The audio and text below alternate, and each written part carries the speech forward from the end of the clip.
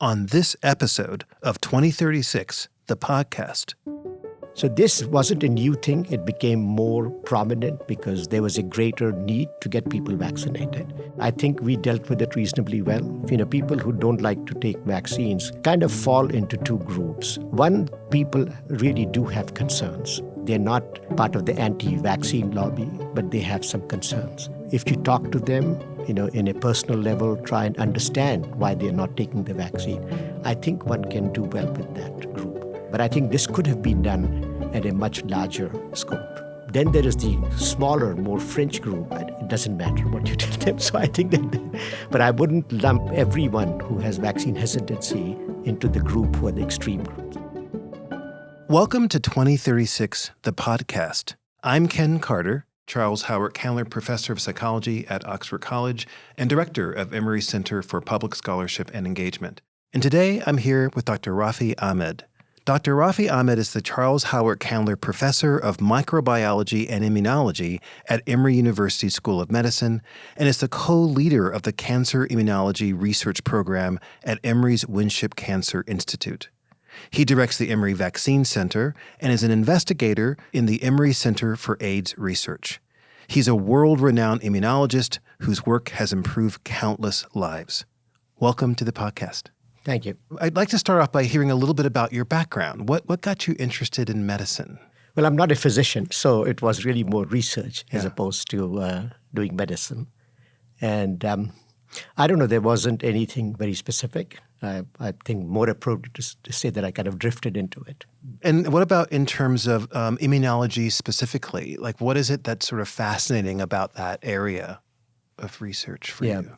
So my immunology interest started when I did my postdoctoral fellowship. My PhD I trained as a virologist, so I really didn't do any immunology in my PhD program. But I did a postdoc at Scripps Research Institute in La Jolla, California. And there I started doing some simple experiments in mice looking at immune responses. And what I was fascinated by is the fact that you could often get long-lived antibody responses, long-lived T-cell responses. And then I read a lot of the literature that was there. And this was also happening in humans. So I really got fascinated by immunological memory. How do you remember the pathogens that you see? Childhood vaccines are protective for decades, sometimes for the life of the individual. So how is immune memory generated? How is immune memory maintained? And that's what led me into immunology. Now, vaccines are really important, and they've been a really hot topic these last couple of years. And in the COVID-19 pandemic especially, there was a lot of challenges for people from all walks of life, including medical professionals and researchers. Can you talk about some of those challenges from the perspective of your role as director of the Emory Vaccine Center? Now, sure. I will give you my perspective both as a scientist and as the head of the EVC. This was a very unusual thing that happened. And the reason we don't get such huge widespread pandemics this often is but that there are two criteria for getting a terrible pandemic. And unfortunately, both of those were fulfilled by SARS-CoV-2. One is the virus has to be new. Because if it's an older virus, then we have been protected to some degree by it. Again, I go back to my interest in immunological memory. Okay? This was a very different, very new virus. And we had, no one had protective immunity against this virus. So in other words, everyone was susceptible. The children were susceptible, the young men and women were susceptible, and the old men and women were susceptible. Everyone was susceptible to this infection. So that's criteria one. The second criteria is that the pathogen be easily transmitted. And again, this was very efficient in that. Respiratory spread, very easy to transmit. So this created the pandemic. The whole world is immunologically naive. That's the term we would use if we haven't seen anything before. So immunologically naive population and a virus that's highly efficient in transmission. So I think we were not prepared for something like this. If you remember, there was SARS-CoV-1 many years earlier. fulfilled part of the criteria of SARS-CoV-2 because, again, it was new, but it wasn't that easily transmitted. So there were some little bit isolated things and was controlled. Also in the same family, there's MERS, which was, you see in the Middle East. Again, not very easily transmitted between humans, so kind of very isolated in few cases. With SARS-CoV-2, again, as we all know, it overwhelmed the hospital services, the medical services, and it was amazing. I think the physicians, the nurses, the entire hospital staff, from the physicians down to everyone, was really,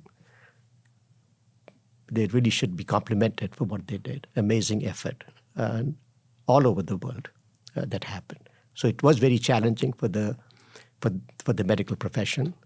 And then I think it was also very challenging for people doing science. But their amazing success by the scientists in developing a vaccine very quickly. Amazing, I think, efforts by the pharmaceutical companies to invest in this and then quickly come up with a vaccine. And in terms of our role in it, we were very involved in several of the clinical trials that were done. The Emory Vaccine Center has a clinical arm of the EVC, which is called the Hope Clinic of the Emory Vaccine Center. Dr. Nadine Raphael is an outstanding physician scientist who heads it. So Nadine was very involved with her staff in doing several clinical trials. Moderna trial was done here. The Novavax trial was done here. We also contributed in measuring the immune responses, having highly qualified quantitative assays to look at the antibody responses induced by the vaccine. So we were very engaged basically during the pandemic when everything was shut down. We were very busy, working every day, coming to work, being involved in the science as well as the vaccine clinical trials. And so why do you feel like the vaccines were sort of a hot topic around that time? Like what was really different about vaccines? Because growing up, individuals would get vaccines all the time, but there were some individuals who may not have been interested in getting vaccinated. What do you think was causing that? Yeah, there's always this vaccine hesitancy is always a challenge and has been a challenge. And actually one of the leaders in this area in terms of vaccine policy and education, educating people to get vaccinated, actually it was at the Emory Vaccine Center, Dr. Walter Ornstein, who used to be head of vaccine policy at the CDC. We were lucky to recruit him about 15 years back to the vaccine center. Walt just 2 months back retired, after having made huge accomplishments throughout his career. And again, he was very engaged, educating people to get vaccination. So this it wasn't a new thing. It became more prominent because there was a greater need to get people vaccinated. Mm. So that's why there was so much in the news. The vaccine hesitancy has always been there with a smaller group of people, but now everyone had to get vaccinated. Mm.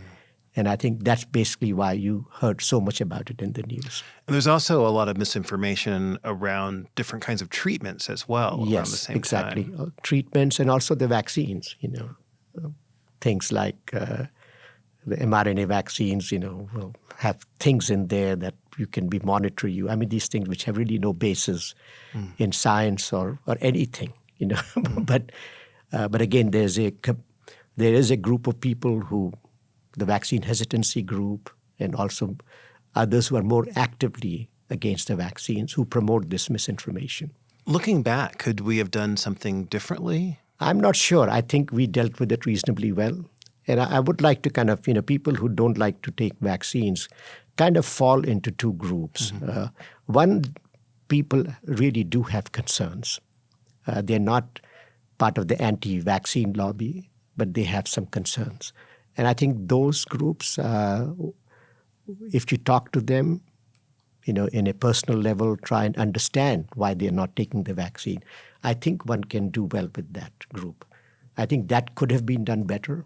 Then there is the smaller, more fringe group. It doesn't matter what you tell them. So I think but I wouldn't lump everyone who has vaccine hesitancy into the group who are the extreme groups. I think there is a significant number of them who, if you talk to them, they will listen and hopefully even, I spoke to a few small groups, but I think this could have been done at a much larger scope. And for the people who just wanted more information, what kind of information were they curious about? What did they want to know about the vaccines? The main thing, somebody who has vaccine hesitancy, the first thing they're concerned about is will it do them some harm? Will something bad happen to them? Will they get some long-term effect of it? Will they get autism? Will their kids become autistic? Will they get some other disease? And will something happen to them? And then the really more misinformation stuff about there being things in the vaccine to kind of be spying on you, for the lack of a better word. More sort of conspiracies exactly, about yeah. what and the that intentions those things were. are very hard to counter. So I know that you're involved with a collaboration between Emory University and the Delhi-based International Center for Genetic Engineering and Biotechnology.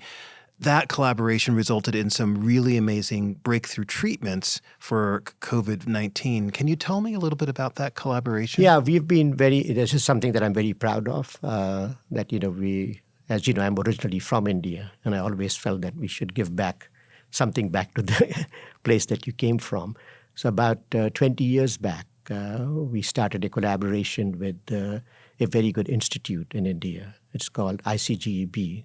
The acronym stands for the International Center for Genetic Engineering and Biotechnology. It's one of the premier biomedical institutes in India. It also has an international charter, as the name implies. So we set up a collaboration. When I say we, I mean Emory University. The school was very supportive in setting this up. And it's been a small operation, but a very successful one.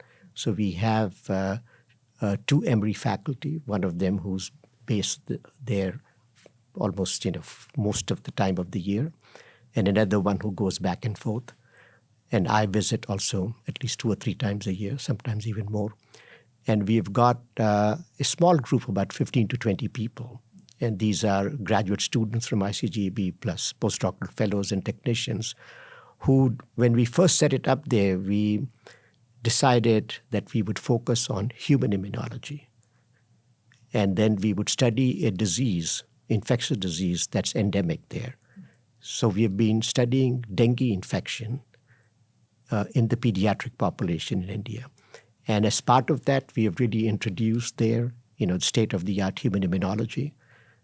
So when the pandemic started there, I was contacted by the leadership in India from the ICMR, the Indian Council for Medical Research, if we could pivot now and do some human immunology with the COVID-19 patients there. So we were able to get blood samples from these patients. We started working on them, made some human monoclonal antibodies. So it's been a wonderful collaboration with the small group but very dedicated group and the Indian government that's been very supportive. And what kind of impact do you feel like that's had? But I think that I wouldn't want to overstate, but I think it just shows that I think they were very proud that, we were able to accomplish that. Also the fact that we were working there. And then many other groups we were interacting with. I think that really was the impact. It was the scientific impact and the collaborative impact. I know that you're also involved with the Emory Center for AIDS Research. Can you talk a little bit about your work there? Yeah, I've been very engaged in, interested, I would say, in HIV vaccines from the very beginning. When I was at UCLA, I was just joining UCLA when in the early 1980s when the AIDS pandemic started. And I've always been very interested in that. When I came to Emory University, the major program that we set up within the vaccine center was an HIV vaccine program. And even now, about a third of the vaccine center faculty are working on HIV vaccines and HIV cure. So this has been our flagship program from the very beginning. My own lab doesn't work on HIV, but I'm very engaged. I'm very committed to having an HIV vaccine, and that's more in my capacity as a director of the vaccine center, as opposed to work I'm doing in my own lab. But we have, I would say, and I think most would agree with me, most scientists, that we have one of the strongest HIV vaccine and cure programs in the country. And how close do you think we are to making some progress in that area?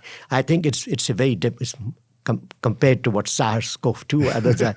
This is a much probably one of the most difficult challenges in biomedical sciences is making an HIV vaccine. The reason for that is there are multiple reasons, but two of the main reasons is the incredible diversity of HIV. And the second one is the latency of HIV in T cells. So in this case, you really have to prevent infection, not prevent just disease. And preventing infection is very difficult. Preventing disease by a vaccine, severe disease, happens with all the vaccines. And it happened with the SARS-CoV-2 vaccine. Here we have to prevent infection. Because if once a person gets infected, then they'll have latently infected T cells for life. So the bar is very high there, but good progress being made at our center, but also very good progress being made by other places, and we collaborate with those institutions.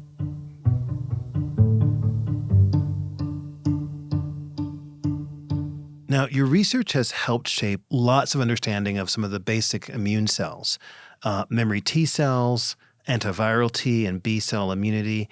For those that might not be familiar with those cells, let's talk a little bit about those cells and what they do and what kinds of treatments have been developed as a result of your work. Yeah. So our work is very fundamental, has never been focused on developing a vaccine or developing a therapeutic. But some interesting findings have come that have had some implications. So as I mentioned to you in the beginning of my talk, that I was really fascinated by how immunological memory is generated and maintained. So we've done work characterizing the cells that make antibody for extended periods. And we showed several years back that there are plasma cells. These are the cells that make antibody. Mm-hmm. They're different from B cells. So B cells then become plasma cells and start secreting antibody. So the antibody that you have in your body to the vaccine you got as a child is coming from plasma cells. Right. So we showed that you can get actually very long-lived plasma cells that originally we showed that can live for the life of the mouse, which is only about 2.5 years. Okay. But then we followed up, and also others in the field showed that actually you can get long-lived plasma cells also in humans that can live for decades. And then we also showed that the location of these plasma cells is in the bone marrow. And so from that came the goal that, okay, to generate a successful vaccine, you need to generate these long-lived plasma cells. So I would say that that's a contribution, because at least we knew what the target should be of a good vaccine, because we want to generate these long-lived plasma cells. So there's a lot of focus now in our lab, but also many other people, trying to figure out what is the most optimal way of generating the long-lived plasma cells. There is obvious implications in developing vaccines and making them better. We did similar studies with memory T cells. T cells are cells that form a very important second line of defense. So the pre-existing antibody that's coming from the plasma cells is your first line of defense. But then the second line of defense, if some infection gets through and the virus infects the cells, then that second line of defense comes from the T cells, because they will quickly get activated and kill the infected cell. So we have done a lot of work characterizing those memory CD8 T cells. We have defined the genes that they express that make them long-lived. And again, we have shown that long-lived memory cells can persist in humans for the life of the individual. So I think these fundamental observations have led to much better understanding of the human immune response, and also what the vaccine's goal should be, to give long-lived immunity. And then I think probably the most interesting discovery that came, which had significant implications in the clinic, was our shift a little bit we were always studying vaccines or infections that were cleared, influenza, SARS-CoV-2, what wasn't there, but I'm giving an example of an acute infection, mumps, measles.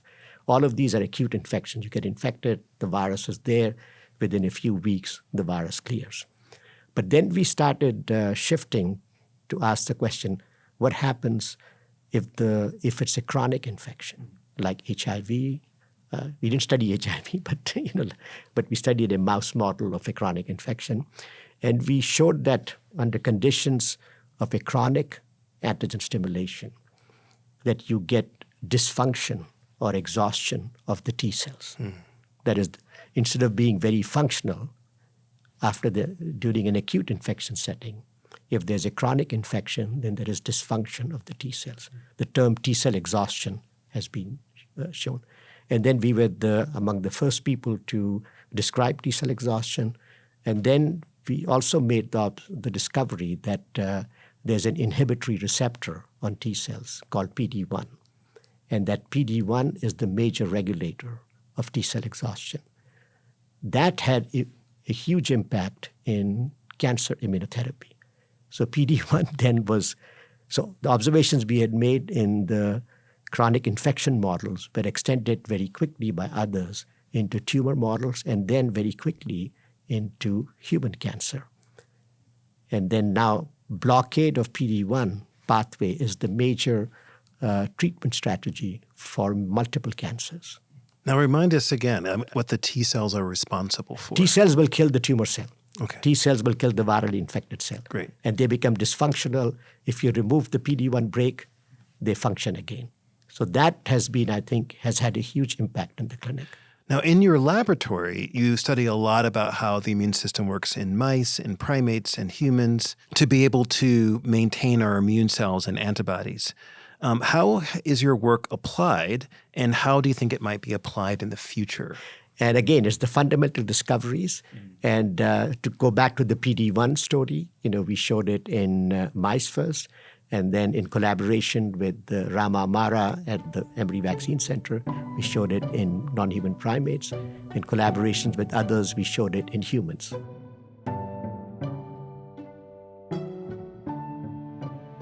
Now, you've had a really distinguished career.